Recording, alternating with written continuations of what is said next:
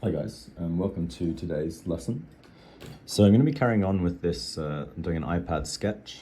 Actually just let me lock my focus, yeah that's good. So yeah, I'm carrying on with this sketch that I've been doing on Procreate on my iPad, just trying to do some more digital lessons for you guys. So I'm just using I've got an Apple Pencil 2, and I'm using I can't remember the exact age of it. I think it must be like a 2020 iPad Air. I think kind of the smaller size as well. So yeah, nothing like super flashy in terms of equipment. But you could do this on any kind of tablet that's got drawing capabilities and you've got a pen. It doesn't have to be Apple. That does tend to be the most common thing that people use. So today what we're going to be doing is just developing this drawing further. So one of the first things I want to do is I'm going to start kind of building a little bit more kind of depth to some of the tones in the hair and around the body. And I can do that in a separate layer. So I'm going to add another layer and have a look for some brushes that might be nice, kind of smudgier brushes, maybe almost like an airbrush. And I'm going to use that just to kind of swoop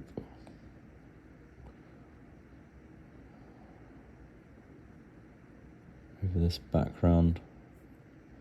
That's maybe a little bit heavy.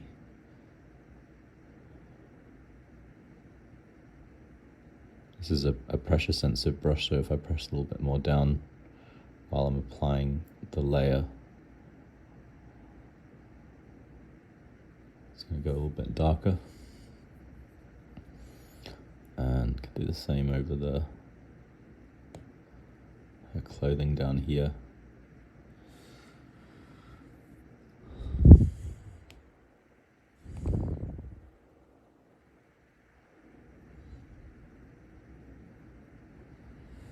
And so this is on a separate layer, so if I want to change anything, it's not gonna alter what's going on down below. I just picked up a colour underneath.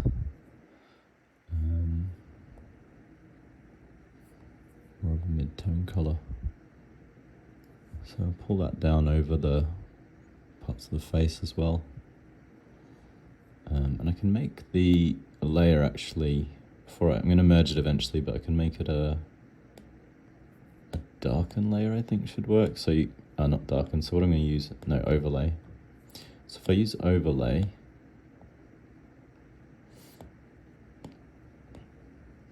that's going to sort of mean that anything, not overlay, overlays, multiply maybe, that's what it is. Over multipliers. So yeah, if I put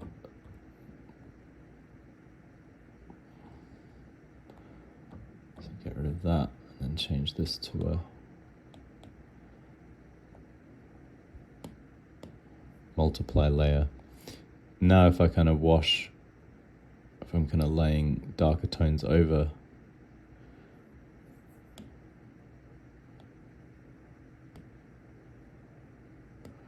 it means that we still see what's going on underneath in the original layer.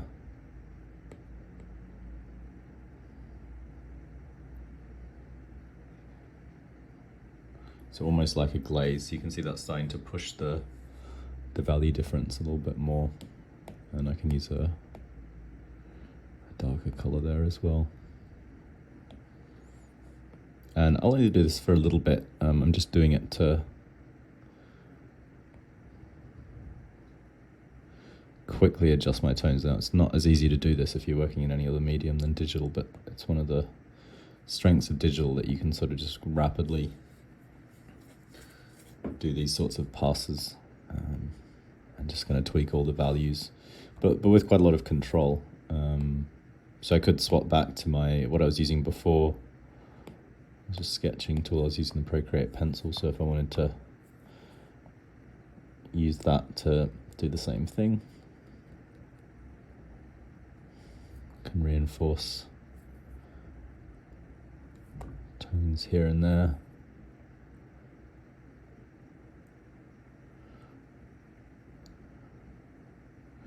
And then when I'm roughly happy with it, I'm just going to merge it down. Now you can, when you're working digital, keep all your layers completely separate, and that can be good practice. It probably is better practice than what I do, but I have a tendency to I think I mentioned last time, I like to kind of treat when I'm working digitally quite similar to if I'm working in traditional media. So I don't like to be too dependent on layers and the ability to kind of go back. If I have to make changes, I kind of prefer to just make changes over the drawing. And then I get a bit more of a kind of traditional sense for how it's progressing. But that's my kind of personal preference as someone who's from much more of a traditional background. So I'm not so used to being able to do all of that stuff. So I tend to approach it a little bit more, I think, like psychologically, like someone who mostly works in traditional media and has worked in traditional media would use the tool. But I do think it has its advantages. Certainly if you're learning drawing, it's good to kind of approach it that way. Just sort of starting to add a little bit of detail over the clothing. Just because then if you weren't you needed to swap to traditional media, you felt like it's not quite as big a deal not having all those layers, or not being able to undo. Like I don't undo that much. I tend to just draw over or erase things. I do sometimes, like I went back when I was messing around with the layers because I wasn't quite sure what it was doing. But if I roughly know what I'm doing, I'll kind of erase. You get different kind of effects if you're erasing into something rather than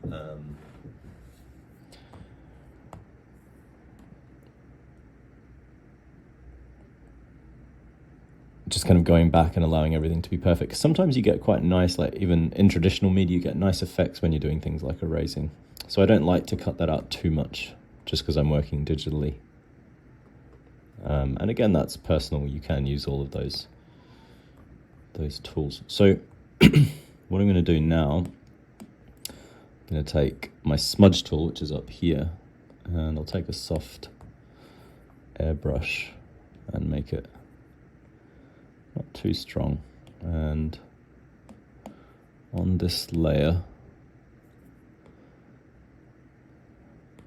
I want to just smudge out. So there's a little bit of kind of like messy overlaying that I did when I was painting that stuff in, and I'm just going to soften it out so you kind of lose that, make it more blended.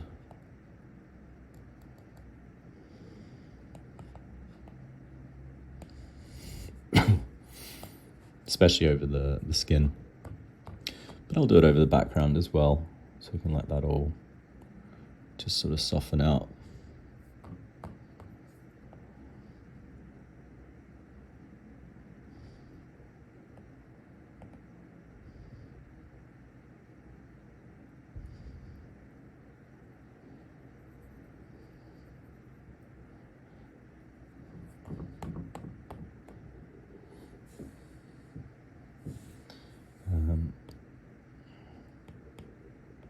So if I kind of jump back and forth now, you can sort of get an idea for the changes that made. Now my inclination is to actually, so I'm going to merge these two together, make another layer, which is actually going to be the same. It's going to be multiply again. And I'm going to get a really big brush, which is going to be an airbrush as well. And I'll do a pretty strong opacity, and I'm just a lot bigger than that. And I want to just actually go over the whole surface of it and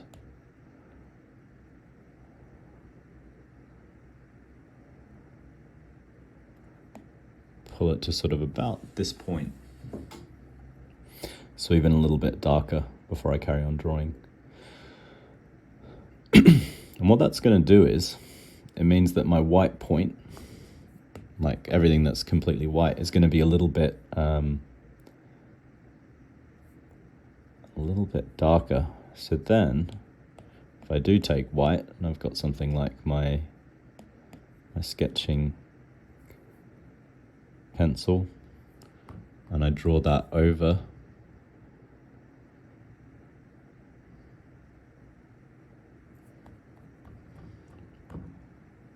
You can see that pops out.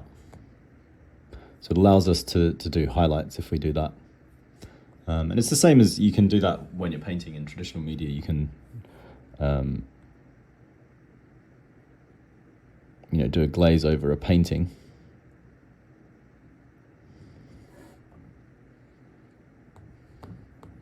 And then when you do your white paint over that glaze, it's going to stand out. So it's something I do a lot in traditional media as well.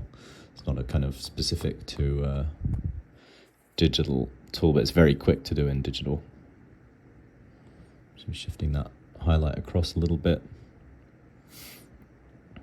And I'm going to place a few of these highlights around because it's going to help us start to define the form a little bit more clearly. So up here, so now it's becoming a little bit like a chalk and charcoal. I always kind of think of things in traditional terms, but that's my background, so that makes sense. So let's get a little bit of hatching of the sort of the lighter color over this. Up here. That's maybe a little bit too light. I'm actually not going to go quite that bright for up there. It's not going to be as much of a highlight, so it's going to be a slightly darker grey. Something like that. That's good, I think. And maybe in here as well, we could start to get a little bit of a highlight color wrapping down under that cheek.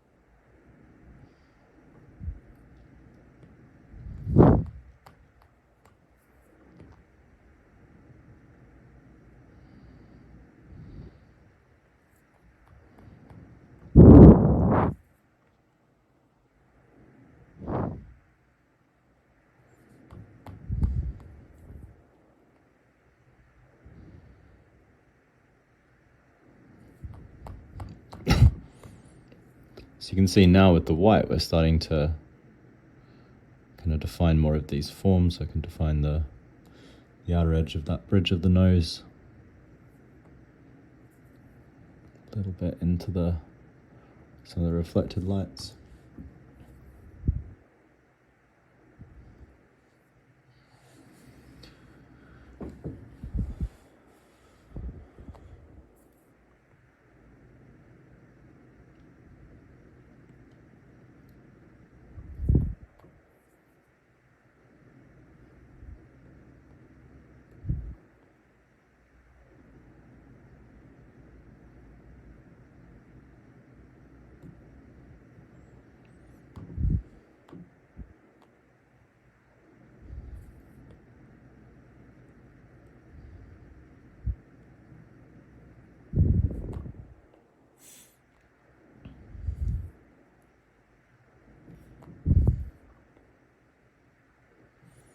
It's basically just anywhere that we want to go lighter, that's what we're doing. So like the white of the eye there needed to go a little bit lighter. I think this side's not too bad, but I'll put a little bit. Not quite, very kind of light, faint increase of light on those two sides. And then we want pure white just back into the highlight on the eye. That side a little bit.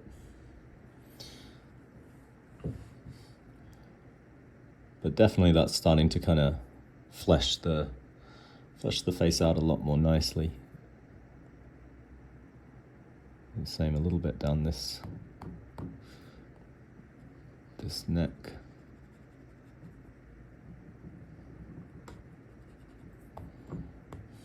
And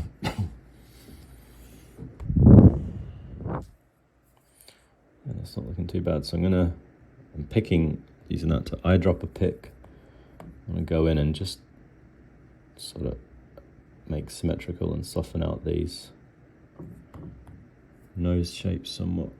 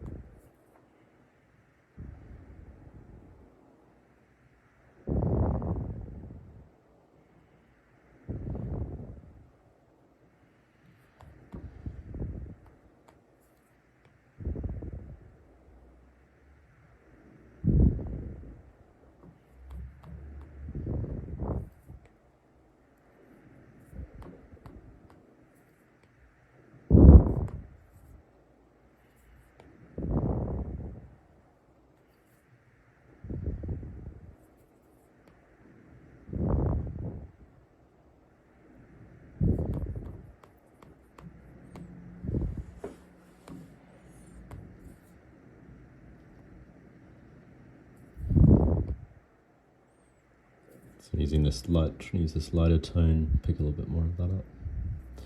Just to introduce a little bit more reflected light into this side of the face.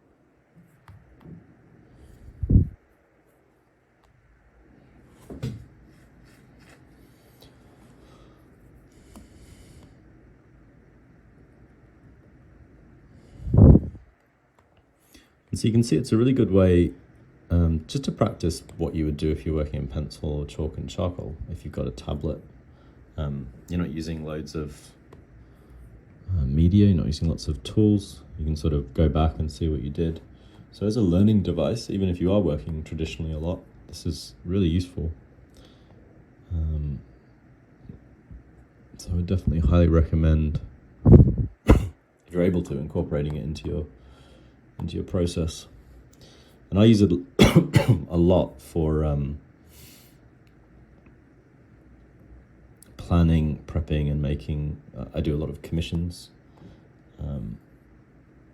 So for portraits or still lifes and all sorts of things, landscapes, and using a tablet to kind of prototype, to sketch and show your plans to your clients is a really useful tool, just because it means that you're not kind of having to jump straight in and paint and then suddenly get feedback that they don't like this or that, or they're not sure about this or that. You can create something pretty close to what's going to be your final drawing or your final painting that you're going to be making for the client in this form, get feedback from them, and then when you actually do come to paint it or draw it in the proper media, you both have a pretty good idea of how it's going to look. And things are going to work a lot more smoothly. So it's definitely something I would advocate for anyone thinking to kind of set up a proper practice with art.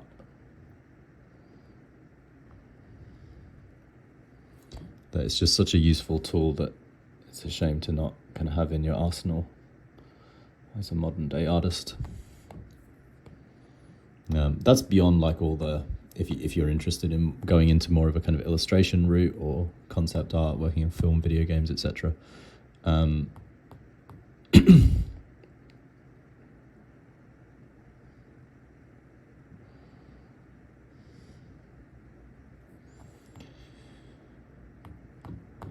This would be your kind of your main tool, so it wouldn't be a secondary tool in that way. It would be the main thing you're working with.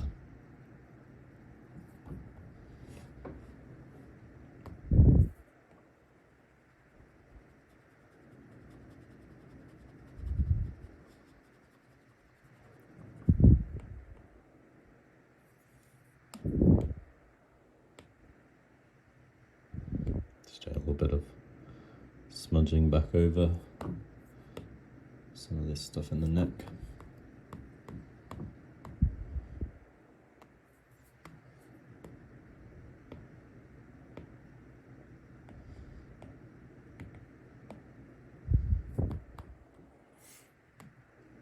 Yes, that's probably...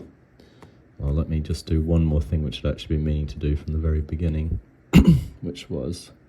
Let's just correct how this eyebrow looks, because there isn't really a gap that I've got. This gap that I drew in.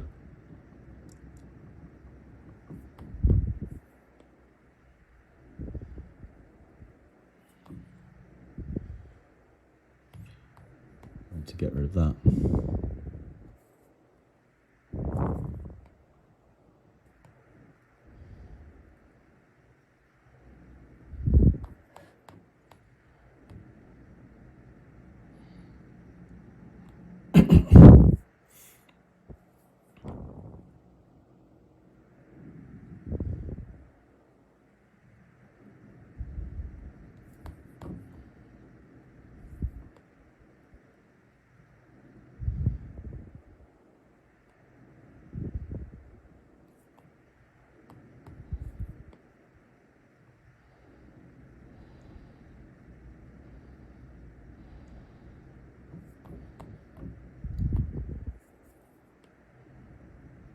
See, I just wanted to tweak those eyebrows a little bit. Still need a little bit more work. We're gonna, in the final session, should be the final session next week, when we're kind of going in for details, have another look anyway at the eyes and go into a lot more detail with the features and also add some hair details, etc. So it's not vital I get it all resolved now, but that's looking better. The only one thing I might do, just to fiddle a little bit more, introduce a little bit more light into the bottom of the irises on either eye, just to make them a little bit more lively. Yeah, that's better. Yeah, that's looking pretty good. So definitely made a lot of progress from the first session today. Do a little bit of smudge on that bit there, stood out. So yeah, sort of softened everything. Still got a little bit of hatching going, but definitely a better kind of platform to go in and then render the eyes. Maybe add some of this detailing on the clothing and get some of the hair in as well. So that'll be the final session next week. So as always, if you've got any questions, feedback, just post a comment underneath. Happy to answer anything that you guys want to know. Follow the channel if you want more videos like this from myself, other tutors, and from students at the school. And if you want to find out about the sorts of paid qualifications and courses that we offer, you can click the link through to our website. So that's it for today, and I'll see you guys soon.